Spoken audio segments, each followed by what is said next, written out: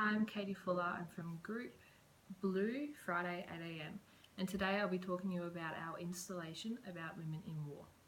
A group of 6 of us from the Australian Catholic University created this installation to explore the reaction, thoughts and experiences of the public when faced with the topic of women in war. Throughout this video, I will be discussing the reasons why we created this installation, what inspired us and the challenges that we face. And then I'll be making connections to education and the curriculum along the way, to a variety of pedagogy and educational paradigms as well.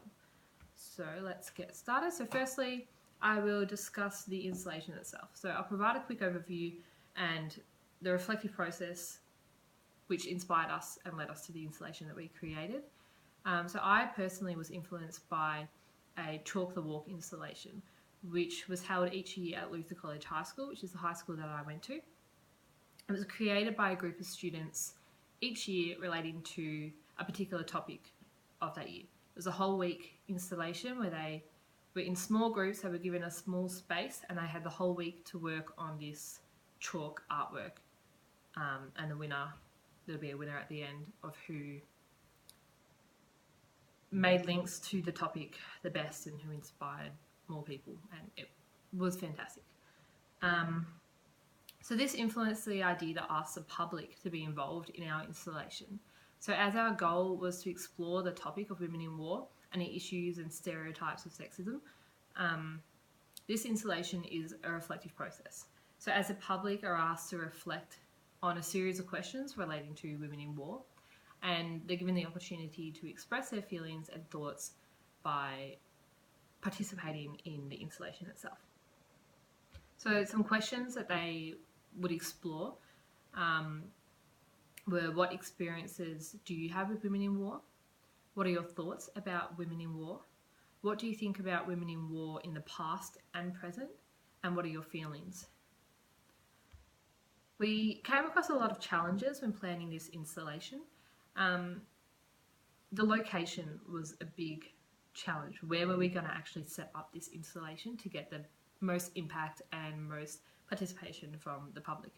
So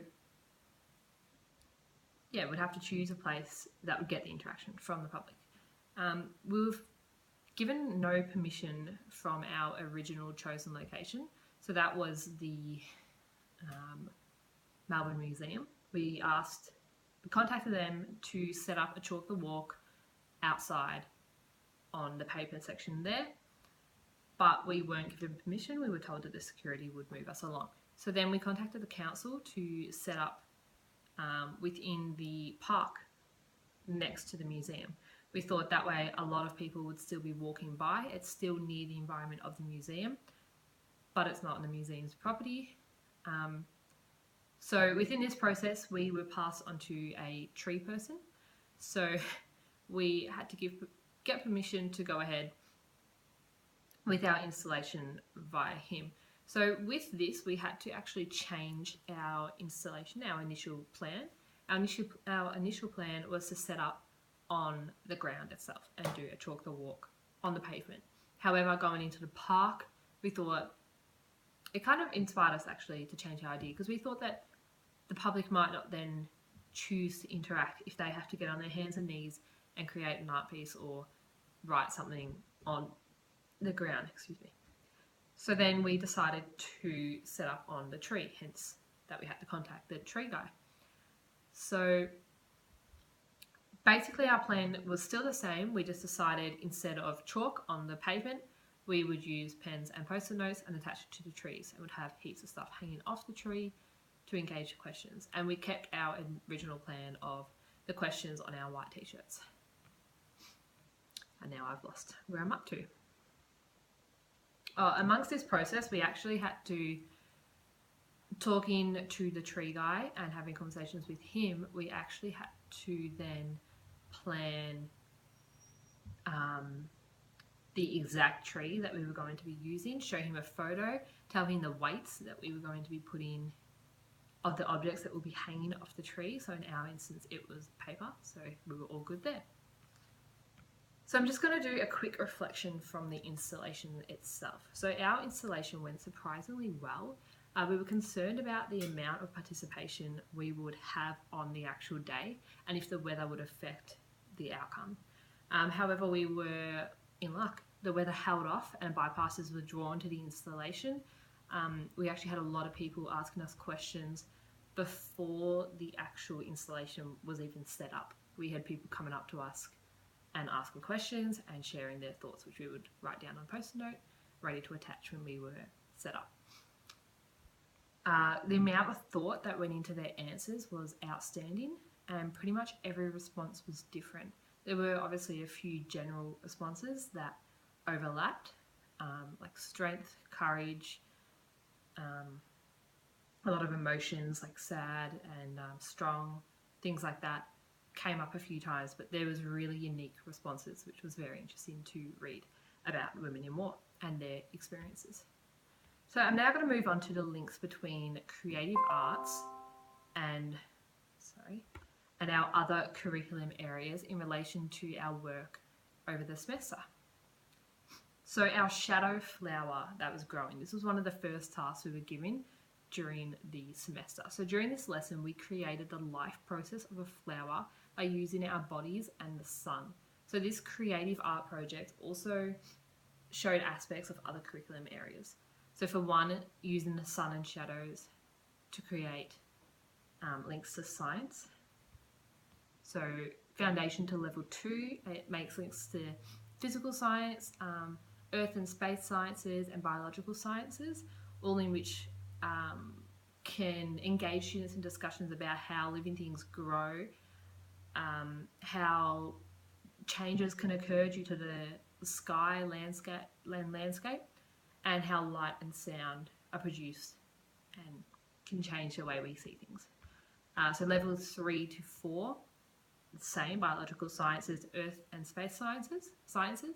So talking about how different living things have different life cycles, so depending on each other's environmental aspects to survive. And then moving on to the Earth's rotation on its axis causing changes including night and day, hence the shadow part of the installation. And finally, levels 5 and 6, so biological sciences, earth and space sciences, and physical sciences. So this goes on to talk about, it kind of all overlaps, but it talks about the growth and survival of living things, how flowers need the sun to survive and to grow, I suppose, and how Earth is a part of a system of planets orbiting around the star, the sun, which goes back to the shadows. And finally, light from a source forms shadows and can be absorbed, reflected, and refracted. So that is from year levels 5 to 6 physical sciences. That's probably the most direct link you could make. However, with science and arts, there are a lot of links and discussions that can be made with students within the classrooms. Could also look at, I won't dive into this, but within that you could also look at literacy, as it tells the story of the flower's life cycle even. Then we went on to our stop motion activity. This links to the curriculum in many ways, makes really clear links to the art with music, creative arts, and movement. There are also cross-curricular links, such as literacy. So telling a story, how different people can observe things differently within a story, and their connections to a story can be different, or even how a story can come out in a different way depending on how it's actually shared. So stop motion video compared to a book, they can come and be expressed or given to a person in a different way. This was talked about a lot within our folio, and there are a lot of links, but the main links that I wanted to make were the shadow links to science, as I thought that was really strong and powerful, and it's really inquiry based. Now I'm going to talk about the installation.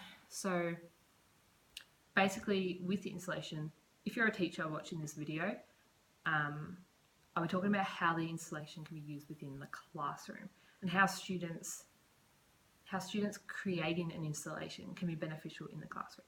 So our installation in particular can bring out a lot with history discussions. You can talk about social participation, community participation. You can talk about a lot of different views on the topic as well.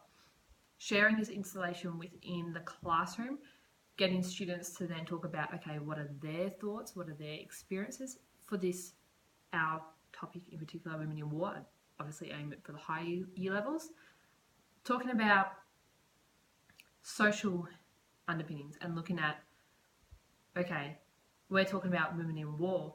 What are their thoughts? What are their experiences? How do they think, especially being their generation? They haven't gone through war, or maybe you've got some refugee students who have come from a war-torn country. They could bring in their experiences.